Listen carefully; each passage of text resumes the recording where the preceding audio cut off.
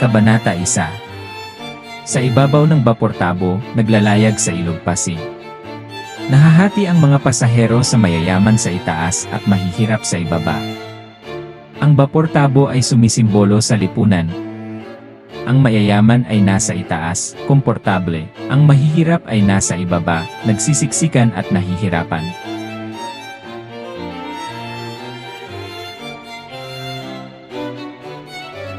Grabe talaga yung condition dito sa loob ng barko, mga kapatid. Talagang grabe. Tapos yung mga Indio, talagang walang paki. Diba? Parang walang modo.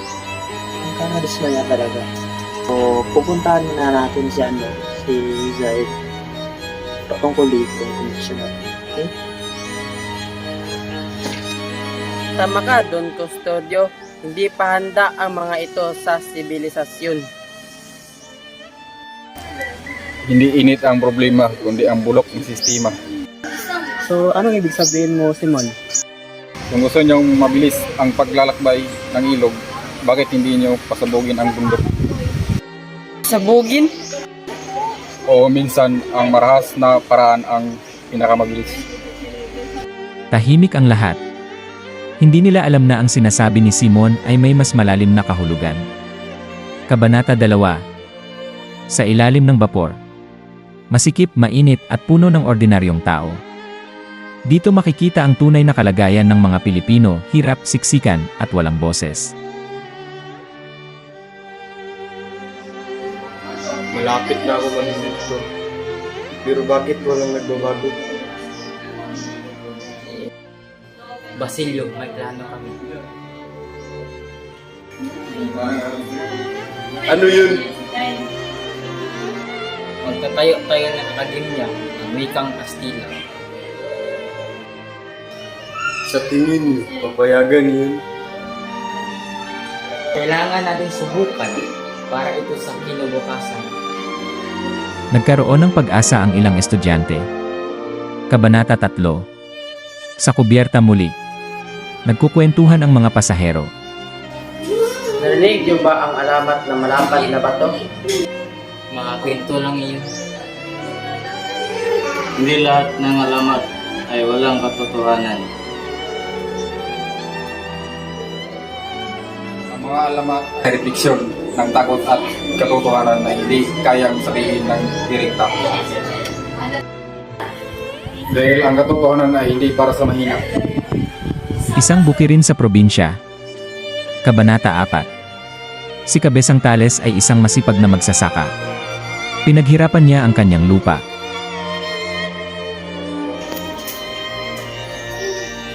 Sa wakas, umunlad din ang buhay. Ang lupang ito ay pag-aari ng simbahan. Ano? Pinaghirapan ko ito? May dokumento kami, umalis ka. Unti-unting nawala ang lahat kay Tales.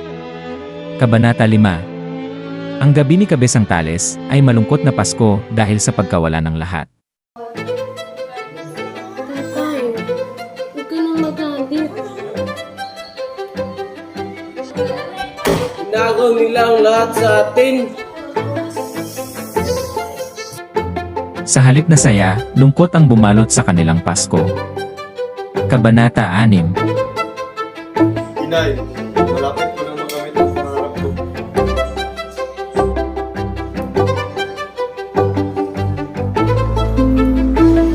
Basilio, kilala mo ba ako? Hindi. Ako si Ibarra.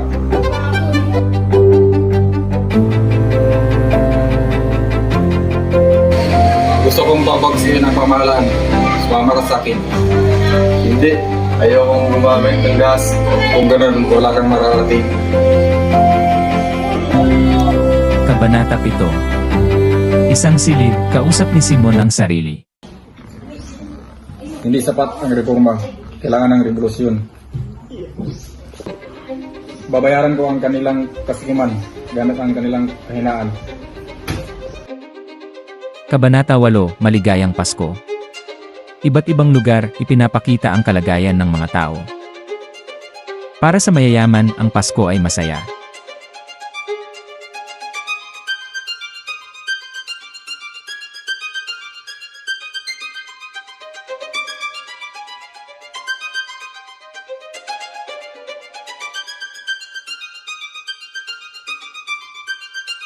Para sa mahihirap, isa lamang itong paalala ng kanilang paghihirap. Kabanata 9. Si Pilato. Ang bawat isa ay nagpapasa ng responsibilidad, walang gustong managot. Hindi namin responsibilidad iyan. Dapat binibigyan mo ng halaga ang ating kapaligiran. Hindi maaari yun. Hindi yun pwede. Kabanata 10. Kayamanan at kapangyarihan. Si Simon at ang opisyal.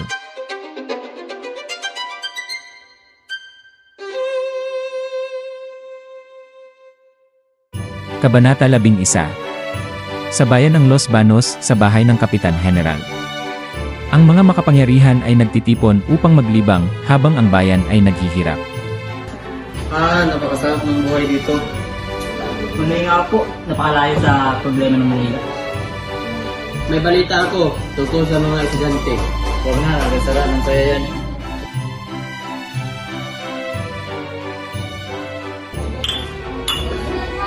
May malaga akong mungkahi. Ano yun?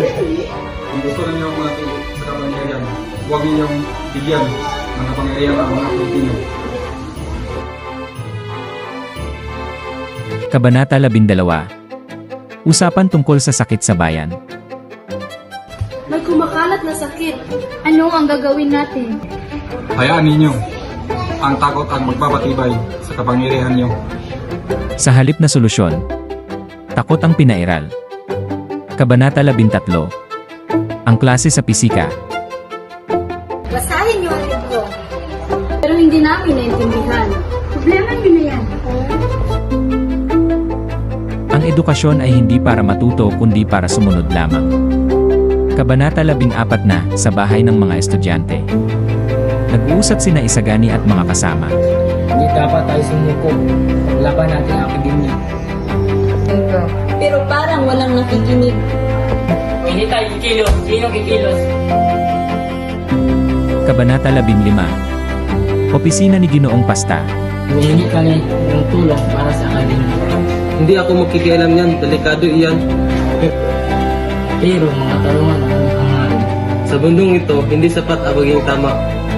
Kabanata 16 na, ang kapasyahan. Don Custodio nag-isip.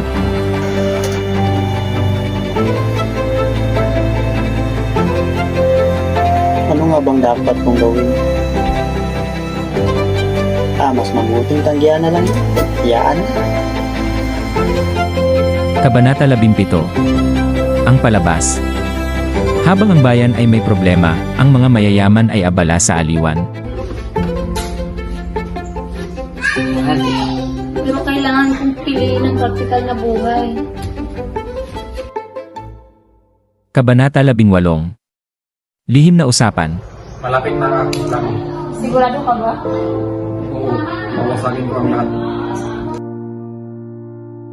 Kabanata 19. At sa bahay ni Julie. Kailangan kong iligtas si tatay. Kabanata 20. Ang kapalaran ni Julie. Sa bahay ni Prale.